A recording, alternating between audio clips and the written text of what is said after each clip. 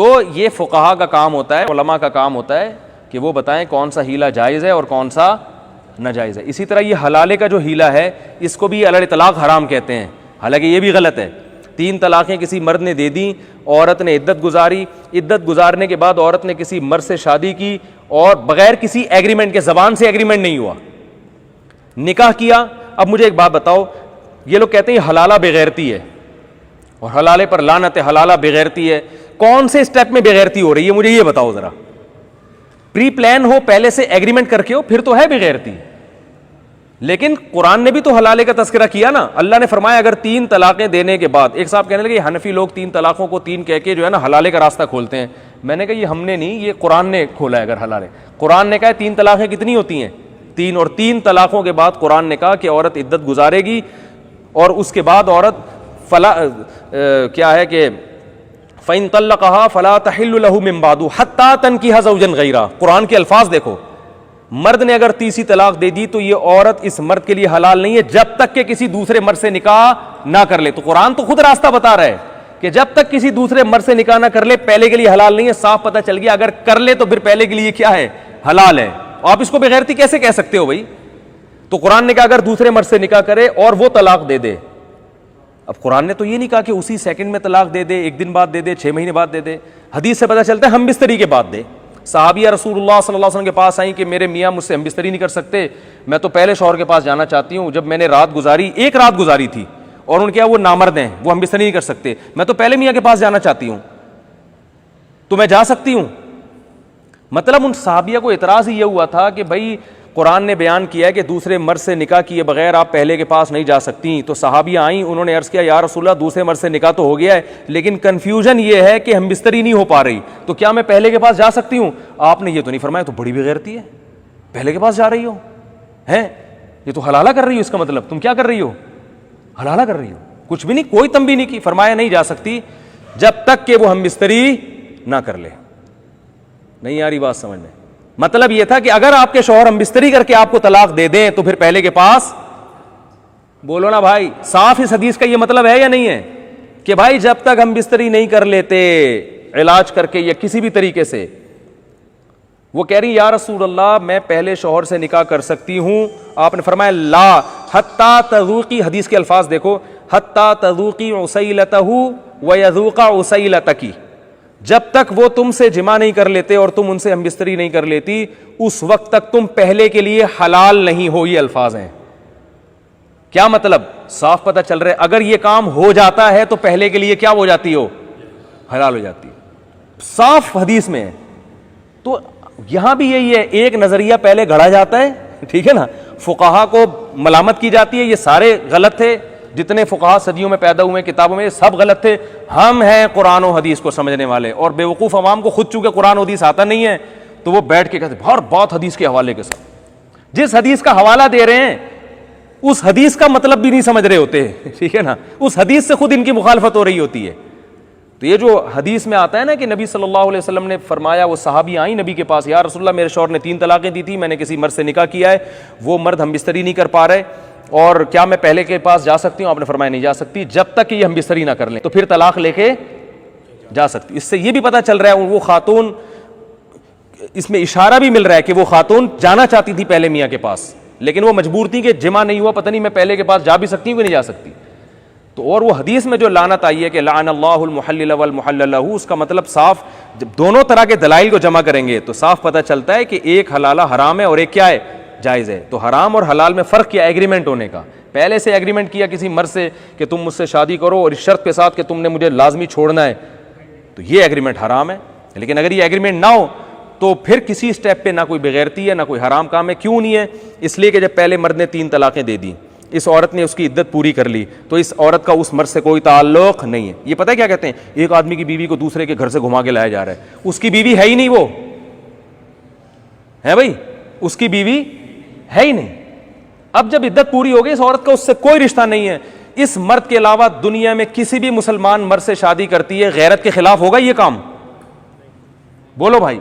कर ली इसने शादी, अब शादी करने के बाद शरीयत में तलाक का मुतालबा पसंदीदा काम नहीं है, लेकिन अगर कोई रीजन हो तो तलाक का मुतालबा जायज है। अगले दिन भी जायज़ है, 20 साल के बाद भी जायज़ है। मुतालबा, मर्द पे तलाक वाजिब नहीं है, लेकिन औरत के पास माकूल रीज़न हो तो वो तलाक का मुतालबा कर सकती है। बुखारी की हदीस है, जमीला बिनते साबित नबी के पास आई, या रसूलल्लाह मेरा निकाह हो गया, मुझे शौहर शक्ल के लिहाज से बिल्कुल भी पसंद नहीं है, मैं तलाक का मुतालबा करती हूं। आपने ये फरमाया एक रात गुजरी है, तलाक का मुतालबा? भाई एक रात गुजरी है लेकिन मुझे नहीं समझ में आ रहे वो। आपने उनके मियाँ को बुलाया, भाई मेहर लेके तलाक दे दो। अगर वो राजी ना होते मियाँ, तो आप कहते भाई मैं एक मशवरा दे रहा हूं लेकिन ये नहीं मान रहे, अब तुम्हें गुजारा करना है। लेकिन वो मान गए, उन्होंने कहा जब नहीं रहना चाहती तो मेरा मेहर वापस करो, तलाक दे दी उनको। तो ये बेगैरती थी माज़अल्लाह। और नबी, अगर ये गैरत के खिलाफ काम था तो नबी रहनुमाई करेंगे।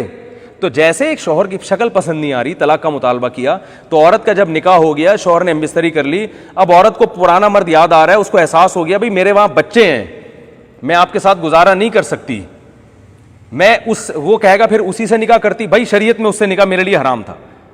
तो अब औरत को राइट है कि वो इस बेस पे भी तलाक का मुतालबा कर सकती है, छोड़ दें तो नवाजिश होगी, नहीं छोड़ते तो जबरदस्ती। बोलते क्यों नहीं छोड़ते तो भाई जबरदस्ती नहीं कर सकती, आपकी बीवी हो, फिर उसको गुजारा करना पड़ेगा। फिर ये नहीं कि हर वक्त तलाक तलाक मुसल्लत करके रखे, भाई मैं गुजारा करूंगी, लेकिन छोड़ दें तो नवाजिश होगी, मेरे बच्चे हैं, आप सोतेले बाप हो, बच्चे डिवाइड हो रहे हैं। आप ये कह सकते हैं फिर ये ऐसा काम किया क्योंकि उसने तलाक दी। तो जब भी कोई तलाक देता कोई ना कोई ऐसा काम करता है तो ही होती है ना। तो शरीयत ने दूसरे मर्द को लाया इसलिए कि अब इसको कंपेयर करने में आसानी होगी, भाई ये भी है वो भी है, ठीक है ना। देख लो, जो गुजारा नहीं करने वाली होती भी किसी के साथ नहीं गुजारा करती, तो उसको एहसास हो जाएगा कि अब सोच लो तुम्हें नया मर्द मिल गया, जिंदगी गुजारो इसके साथ। लेकिन अगर फिर भी तलाक का मुतालबा कर रही है, इसका मतलब गलती किसकी थी? औरत की थी। उसको अब पुराना मियाँ अच्छा लग रहा है, और इस बात का भी इम्कान है अब दोबारा वहां शादी करेगी तो दोबारा तलाक की नौबत नहीं आएगी। इसको भी गलती का एहसास, और वो भी शादी अगर दोबारा करता है इसका मतलब वो भी तलाक दे के खुश, बोलो ना भाई, नहीं है वो भी खुश नहीं है। वरना उस पर भी पाबंदी नहीं है कि वो शादी करे। वो कहे भाई तू वहां से तलाक लेता है, मुझसे तो पूछ के मैं करूंगा, भी तुझसे शादी नहीं करूंगा, उसको भी इख्तियार है। अब देखो दोबारा से मैं ये जो कहते हैं ना बेगैरती है, तो कौन से स्टेप से बेगैरती है मुझे वहीं पकड़ लेना। मुफ्ती साहब यहां से बेगैरती शुरू हो रही है।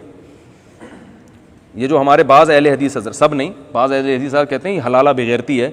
तो जहां से बेगैरती वाला काम शुरू हो, मुझे आपने वहीं कुरान और सुन्नत की रोशनी में वहीं पे क्या कर लेना है, पकड़ लेना। मुझसे यहां से बेगैरती शुरू। तो 3 तलाक के बाद इद्दत पूरी हुई, एक औरत का अब उस मर्द से कोई रिश्ता नहीं है। अब वो दुनिया में किसी भी मर्द से निकाह करे, बेगैरती है। तो वसीम भाई से कर लिया तो बेगैरती होगी, सत्तार से कर लिया, वसीम से कर लिया, बेगैरती नहीं है ना। यहां तक मर्द ने अपने ज़ौजा से हमबिस्तरी की, बेगैरती है, उसकी बीवी है भाई वो। औरत ने तलाक का मुतालबा किया इस बेस पे कि मेरे पहले शौहर से बच्चे हैं, और औरत को उम्मीद है कि शायद वो दोबारा मुझसे शादी कर लेगा, ये बेगैरती है। शक्ल की बेस पे जब जायज़ है मुतालबा, तो बच्चों की बेस पे क्यों जायज़ नहीं है? शौहर ने नहीं दी तलाक, ठीक है नहीं दी, लेकिन अगर दे दी, उसने कहा यार छोड़ो, जब नहीं रहना चाहती, तो जो औरत नहीं रहना चाहती उसे कौन रखता है, इसने तलाक दे दी, इसकी इद्दत भी पूरी हो गई, बेगैरती है? बोलो भाई। जब इद्दत पूरी हुई तो फिर ये औरत सारी दुनिया में किसी से भी निकाह करती है तो बेगैरती है। तो जब बाकी दुनिया में किसी मर्द से निकाह करना बेगैरती नहीं है, तो जिसके जो बच्चों का बाप है उससे निकाह करना कहां से बेगैरती हो गई? बहुत मुश्किल है भाई। इसलिए इसमें तो शायद थोड़ा सा बेगैरती का उनसर है कि तुम्हारे बच्चे रुल जाएंगे, इतने बच्चे हैं तो उसी आदमी से कर लो ना जिसके बच्चे हैं। इसको तो किसी और से निकाह करने में तो शायद थोड़ा बहुत अखलाकी लिहाज से गलत हो, उसी से निकाह करने में कहां से बेगैरती हो गई? बेस मजबूत है। और अगर वो नहीं करना चाहती, वो कहती भाई उसने जो मुझे तलाक दी है मैं तो नहीं रह सकती, मेरी तो जान छूट गई, मोस्ट वेलकम, बहुत अच्छी बात है भाई, बहुत अच्छा काम है। तो औरत को अल्लाह ने इख्तियार दिया है भाई, जहां चाहे करो, पुराने वाले से भी कर सकती हो और किसी नए वाले से भी, और जो नया दूसरा मियां है उसी के साथ गुजारा भी कर सकती हो। तो इख्तियारात किसके बढ़ रहे हैं? औरत के। लोग कहते हैं औरत पे जुल्म हो गया, हाय बेचारी को हलाला कराया जा रहा है, हाय बेचारी को साथ ये किया जा रहा है, हाय बेचारी, क्यों? बेचारी के तो इख्तियारात बढ़ाए जा रहे हैं। बेचारी को कहा जा रहा है तो उसने तो कमबख्त ने तलाक दे दी, तुम नहीं रहना चाहो तो तुम्हारी मर्जी है। बेचारा तो वो है। हमारे अहले हदीस भाई क्या करते हैं इंतहाई एहतराम के साथ, 3 तलाकों को नाफिज ना करके मर्द को दोबारा तलाक से खेलने का मौका देते हैं। बात आ रही है समझ में? ठीक है, इस्लाम ने मर्द के इख्तियारात क्या कर दिए हैं? खत्म कर दिए हैं। ये नहीं हो सकता, अब नहीं तुम निकाह कर सकते। तो किस स्टेप पे ये बेगैरती और गैरत के लेबल आप खुद से नहीं लगा सकते, इसके लिए आपको शरीयत से कोई दलील पेश करनी पड़ेगी, कुरान और सुन्नत से कोई दलील पेश करनी पड़ेगी। तो हमारे यहाँ इल्म बिल्कुल भी नहीं है, लेबल है कुरान और सुन्नत के, वो चल रहे हैं हदीस नंबर कुरान की। गामदी साहब जैसे पेश करते हैं आयत नंबर, ये गामदी साहब ने सूरह आराफ की आयत नंबर, ये इस आयत में 5 चीज़ों को हराम करार दिया, 5 चीज़ें, तर्जमा तो करो वो 5 चीज़ें जो है ना, जो तर्जमा तो कम से कम भाई कोई सुन ले। लोग कह रहे हैं ये होते हैं दलाइल, ये क्या होते हैं दलाइल। अल इस्म का तर्जमा है हक तलफी। वो ये लोग क्या करते हैं, पूरी बहस में ना एक चीज़, एक डंडी मार रहे होते हैं। तो इसलिए जैसे वबा फैली है कि नहीं फैली ये कौन बताएगा, डॉक्टर। तो इसी तरह कुरान और हदीस के भी माहिरीन हैं, वो मुज्तहिदीन हैं, वो फुक़हा हैं। लोग मुझे कहते हैं अपने बाबों का दिफा करता है, ओ भाई मैं अबू हनीफा, इमाम शाफी, मालिक, अहमद बिन हम्बल जैसे मुज्तहिदीन का दिफा कर रहा हूँ। वो सारी उम्मत के बाबे हैं, ठीक है ना, पूरी और आप भी मानते हैं उनको। उनका दिफा करने वाला, अपने बाबों का दिफा करने वाला, और जो आज 15वीं सदी में पैदा होने वाले शख्स का दिफा करके पूरे मुज्तहिदीन को गलत करार दे रहा है, वो शख्सियत परस्त नहीं है। गामदी के फॉलोवर्स गामदी का दिफा करेंगे, और इमाम बुखारी भी गलत, अबू हनीफा भी गलत, इमाम शाफी भी गलत, इमाम अहमद बिन हम्बल भी गलत, सारे मुहद्दिसीन गलत, गामदी सही। लेकिन हम जो इन सब की दिफा करेंगे तो हमें कहेंगे ये शख्सियत परस्त हैं। शख्सियत परस्त वो होता है जो एक बाबे को लेके बैठ के हर चीज उसी की ठीक करने में लगा हुआ हो, या वो होता है जो पूरी उम्मत को सही करार दे रहा हो। तो ये जितने लोग हमें शख्सियत परस्त कहते हैं, ये खुद शख्सियत परस्त होते हैं, समझ रहे हैं। इनका कोई ना कोई बाबा होता है जिस पे बाबे का लेबल लगाने के लिए तैयार नहीं होते। ये होता वो इनका बाबा ही है, कि किसी का बाबा प्रोफेसर है, किसी का बाबा इंजीनियर है, किसी का बाबा कुछ और है। वो पूरी उम्मत एक तरफ होगी और कहते हैं इसके पास दलील है। असल में इसके पास दलील इसलिए कि आपको दलील का खुद को कख पता नहीं है, ठीक है ना, इसलिए आपको लग रहा है।